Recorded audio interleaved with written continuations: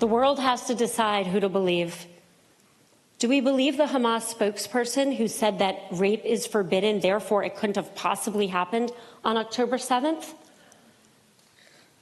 Or do we believe the women whose bodies tell us how they spent the last minutes of their lives? Who are we going to believe? Well, that was Sheryl Sandberg. She joined female Israeli leaders addressing the United Nations today, sharing details about horrific sexual violence committed by Hamas terrorists, including the rape and mutilation of women taken hostage. One of the women that was there, Moran Zer Katzenstein, founder of the Israeli women's rights group. The group rose to prominence earlier this year while protesting the country's judicial reform plan. But since the war began, they've shifted their focus. She joins us now. Moran, thank you very much for joining us. An incredibly difficult subject for all of us, but one that is certainly at the forefront of all of this. And we just had a State Department briefing in which we learned that the spokesperson there just told one of our reporters that Israel has shared the evidence they have collected of these Hamas rapes with the Biden administration. So they are going on the record now condemning Hamas' use of rape as a weapon of war against Israeli women on October 7th. I want to get first your response to that. It happened in a briefing just a short time ago. So from one hand, I'm happy that it's happening and the truth is getting out to the world, and the world understands that what happened was true, was vicious, was unhuman, and the crimes against humanity. I'm just sorry that it took 50 days. I'm going to quote the State Department spokesperson directly here, as we're also, by the way, awaiting a White House press briefing. We also know the National Security Advisor is going to be briefing from the podium today, Jake Sullivan. This is quoting Matt Miller. Okay, I believe we've been able to turn the sound. It just happened. He just said this at the latest briefing at State. Listen. We have seen Hamas commit atrocities, both on October 7th and since October 7th. And we obviously condemn those atrocities and support Israel's actions to hold Hamas accountable for them.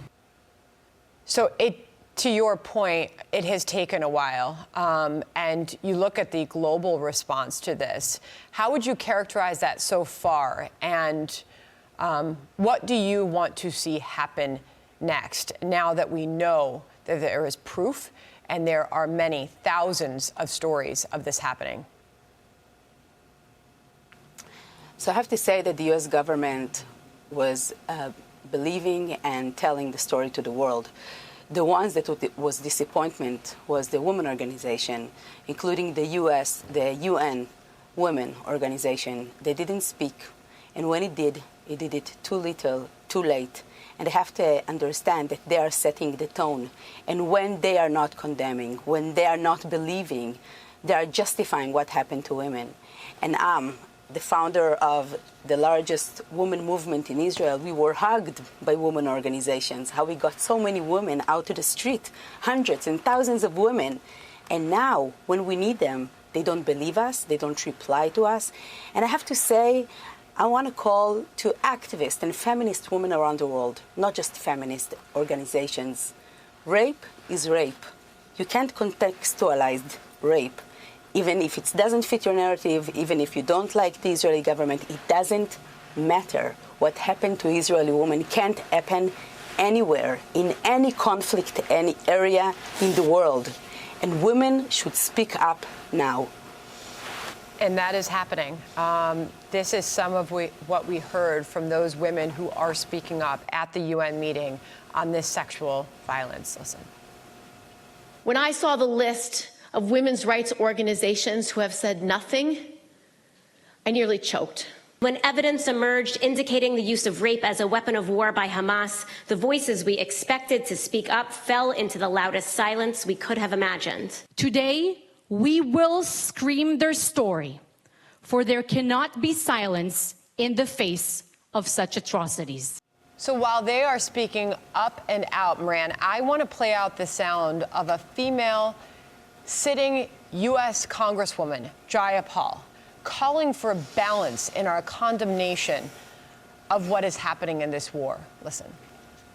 Frankly, morally, I think we cannot say that one war crime deserves another. That is not what international humanitarian law says. Okay, with respect, I was just asking about the women, and you turned it back to Israel. I'm asking you about Hamas. In fact, I already answered your question, Dana. I said it's horrific. However, I think we have to be balanced about bringing in the outrages against Palestinians. Yeah. I mean, as many times as we've now heard that, it gets more and more difficult to hear. I mean, she's equating Hamas's atrocities that we were just speaking about to Israel's military campaign in response to October 7th. Your response to it? So this is what's so disappointing. You can acknowledge and emphasize the Palestinians, and it doesn't mean you can't believe and condemn what the Hamas did. I have to say, the Hamas is not the Palestinian people. And really, what happened to Israeli women, the rape, the torture, the mutilation, it's unhuman. It's crimes against humanity. And if you, as a woman, as a leader, can't say those words, I don't think you are worthy for your position.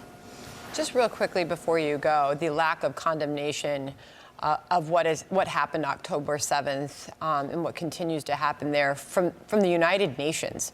What is your response to that?